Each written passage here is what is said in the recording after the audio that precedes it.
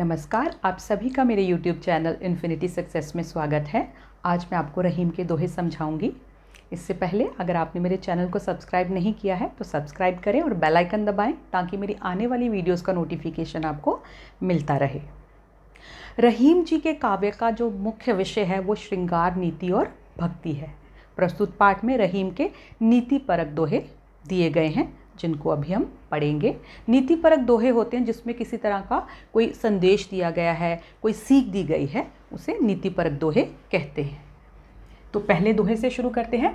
रहीमन धागा प्रेम का मत तोड़ो चटकाए, टूटे से फिर ना मिले, मिले गांठ परी जाए। पहले कठिन शब्दों के आप देखेंगे। चटकाए होता है तोड़ना, परिजाए का अर्थ है पड़ जाती है। रहीम जी इस दोहे के माध्यम से यह समझा रहे हैं कि प्रेम रूपी धागे को कभी भी चटका करके, खींच करके नहीं तोड़ना चाहिए, क्योंकि टूटे से फिर ना मिले, मिले गांठ परी जाए। अगर धागा एक बार टूट जाता है तो फिर वो जुड़ नहीं पाता। अगर हम उसको जोड़ने की कोशिश करते हैं तो उसमें एक गांठ पड़ जाती है।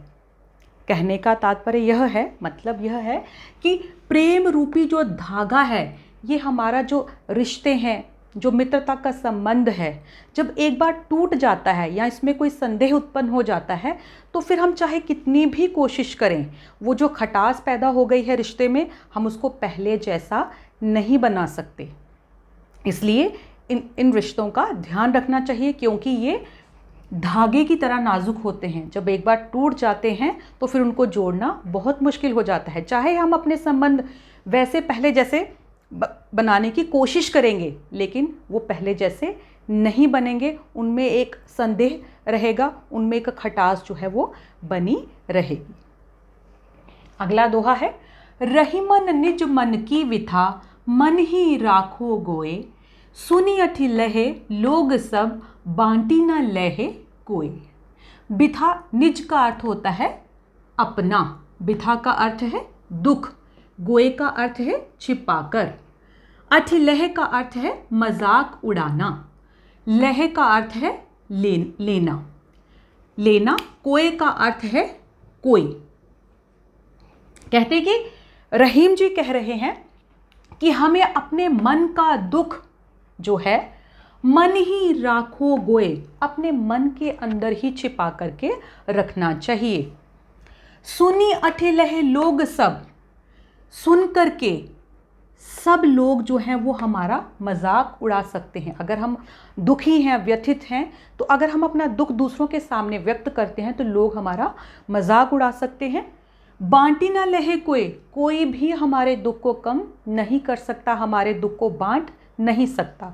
तो इस दोहे के माध्यम से रहीम जी ने यह समझाना चाहा है, यह सीख दी है कि अपने दुख को अपने मन के भीतर ही रखना चाहिए, क्योंकि अपने दुख का समाधान हम खुद ढूंढ सकते हैं, खुद ही हम उसका निवारण कर सकते हैं। इसलिए सबके सामने अपने दुख को व्यक्त करना अपना मजाक उड़ाने के समान है। अगला दोहा है। एक साध है सब सद है, सब साध है सब जाए, रहीमन मूल ही सिंचीवो, फूले फले अघाए।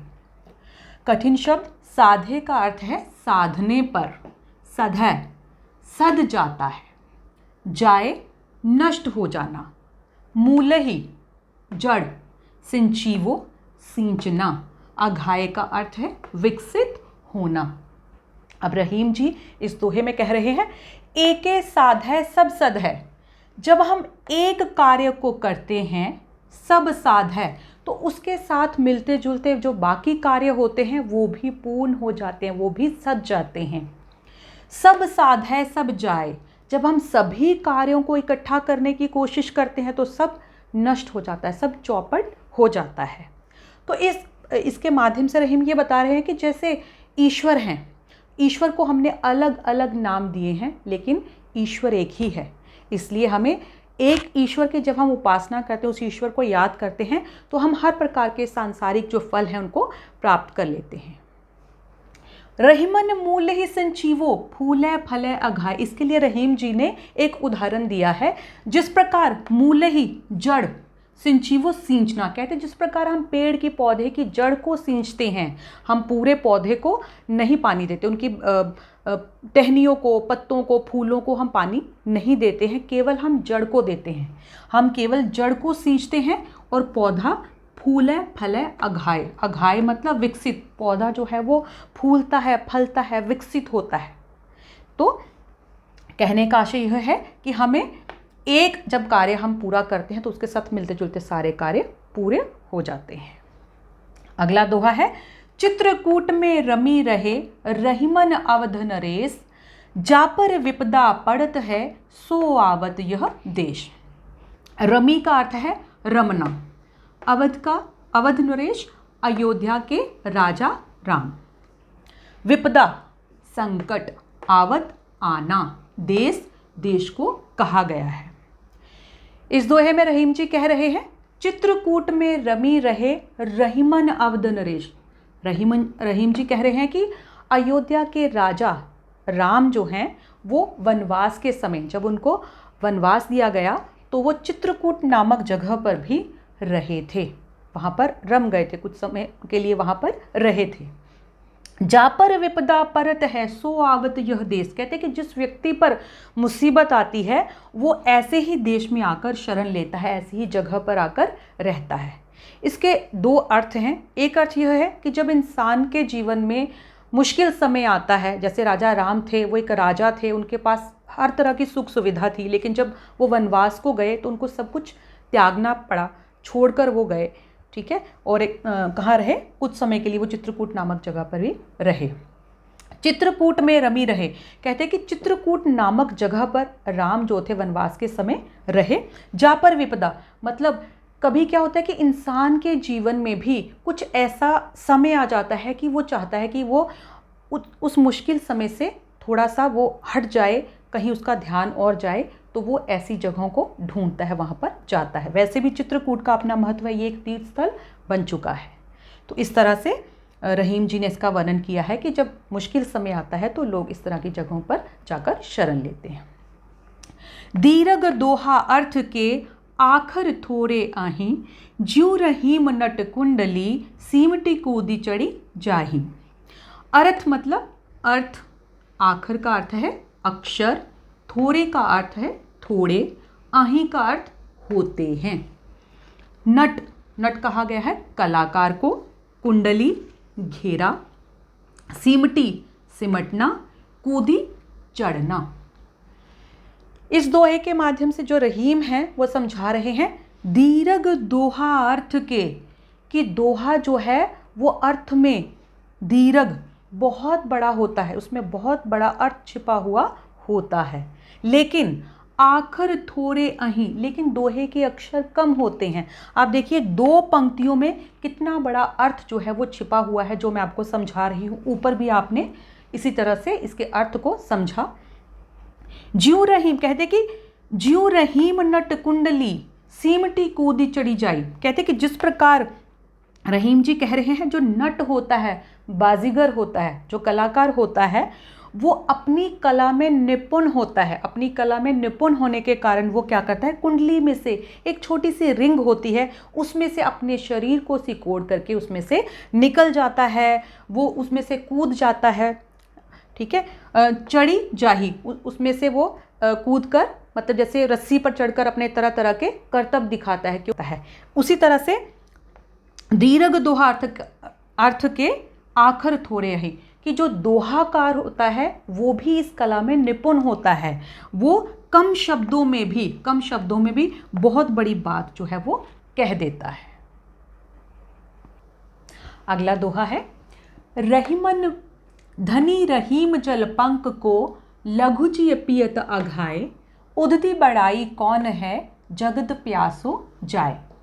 धनी का अर्थ है धन्य, पंक का अर्थ है कीचड़, लघु जीव छोटे जीव, अघाय तृप्त होना, उदधि समुद्र, बड़ाई महानता, प्यासो प्यासा। इस दोहे के माध्यम से जो रहीम जी हैं वो कह रहे हैं, धनी रहीम जल पंक को, लघु जी पियत अघाय, कि जो कीचड़ का जल है वो धन्य है। वो धन्य है। वो धन्य कैसे है? क्योंकि छोटे छोटे जो जीव हैं, कीट पतंगे, उसको पी करके अपनी प्यास को तृप्त करते हैं, शांत करते हैं। उददी बड़ाई कौन है? कहते कि समुद्र जो है उसकी बड़ाई कौन करेगा? जगत प्यासो जाए, मनुष्य उसके पास जाकर भी प्यासा रह जाता है। समुद्र इतना बड़ा है लेकिन कोई भी उसके पानी को पी नहीं सकता। तो कहने का भाव यह है कि बड़ा वही है जो किसी के काम आए। अगला दोहा है, नाद रीझ तन देत मृग, नरधन हेत समेत, ते रहीम पशु से अधिक, रीझु कुछ न देत। नाद होता है मधुर ध्वनि, रीझी का अर्थ है प्रसन्न होकर, समेत, ठीक है, रीझु रीझने पर।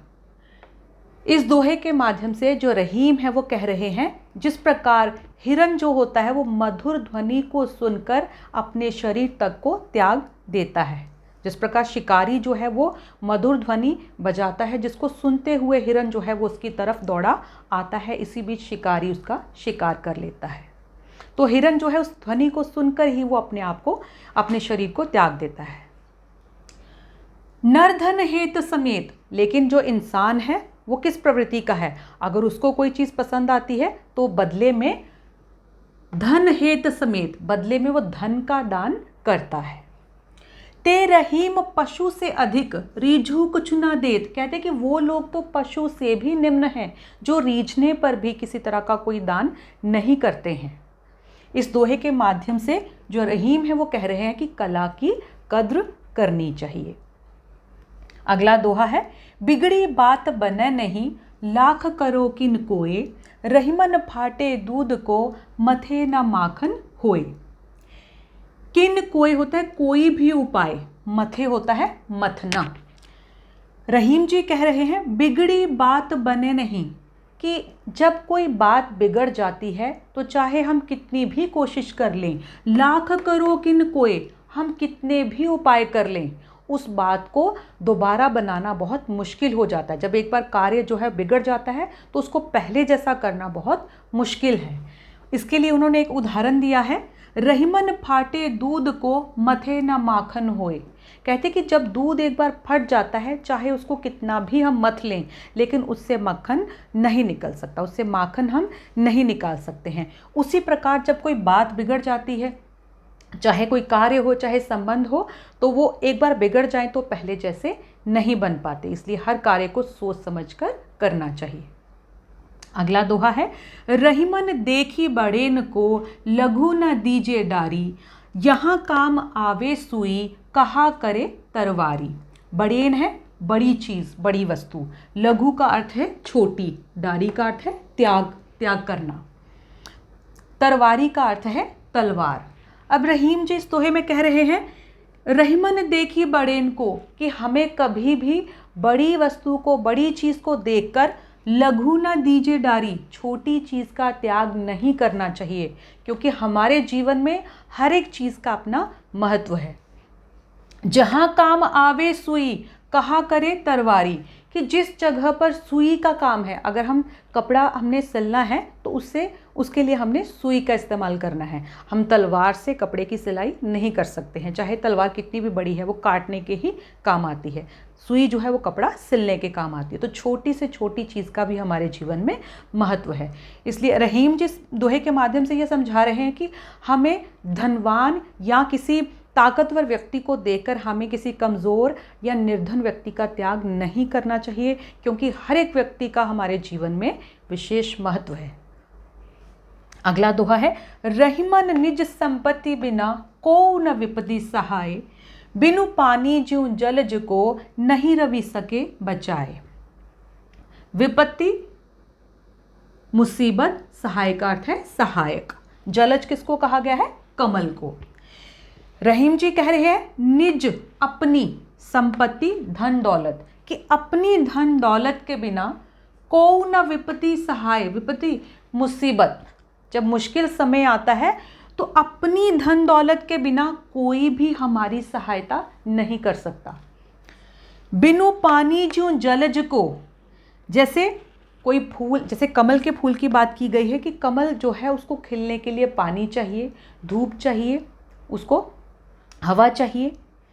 पानी क्या है? कमल की भीतरी शक्ति। नहीं रवि सके बचाए, कहते कि अगर कमल के पास भीतरी शक्ति नहीं है, पानी नहीं है, नहीं रवि सके बचाए, तो रवि जो है वो उसकी, सूर्य जो है वो उसकी बाहरी शक्ति है, तो भीतरी शक्ति के बिना बाहरी शक्ति भी उसकी रक्षा नहीं कर सकती है। अर्थात हमारे जीवन में जो संपत्ति है वो भी हमारी भीतरी शक्ति है, जिसका बहुत ही सोच समझ कर इस्तेमाल करना चाहिए, उसको कभी भी व्यर्थ में नहीं गंवाना चाहिए। रहीमन पानी राखिए, बिनु पानी सब सून, पानी गए न उबरे, मोती मानुष चून। इस दोहे में रहीम जी ने पानी के महत्व पर ध्यान दिया है, पानी के महत्व को बताया कि हमारे जीवन में पानी का क्या महत्व है। रहीम जी कह रहे हैं कि पानी को सदैव रखना चाहिए, उसका सोच समझकर इस्तेमाल करना चाहिए। बिनु पानी सब सून, अगर हम पानी के बिना सब सून है, पानी के बिना कुछ भी नहीं हो सकता। पानी गए ना उबरे, कहते कि पानी के बिना ना तो मोती जो है उसकी चमक बन सकती है, और ना ही पानी का मनुष्य के जीवन में भी विशेष महत्व है। मनुष्य जो पानी है वो मनुष्य के मान सम्मान का प्रतीक माना गया है। और जो चून है, चून के दो अर्थ होते हैं, चून चूने को भी कहते हैं, आटे को भी कहते हैं। पानी के बिना ना तो हम चूने का इस्तेमाल कर सकते हैं और ना ही आटे का इस्तेमाल कर सकते हैं। इसलिए पानी का हमारे जीवन में विशेष महत्व है और इसको बहुत ही सोच समझकर हमें इस्तेमाल करना चाहिए। रहीम जी के जो दोहे हैं इसमें अवधी ब्रज भाषा का प्रयोग किया गया है, भाषा बहुत ही प्रभावपूर्ण है। तो इसी के साथ मैंने आपको दोहे जो हैं वो अच्छे से समझाए, आशा है आपको अच्छे से समझ में आए होंगे। तो प्लीज़ वीडियो को शेयर करें, लाइक करें और कमेंट करें। आपका बहुत बहुत धन्यवाद।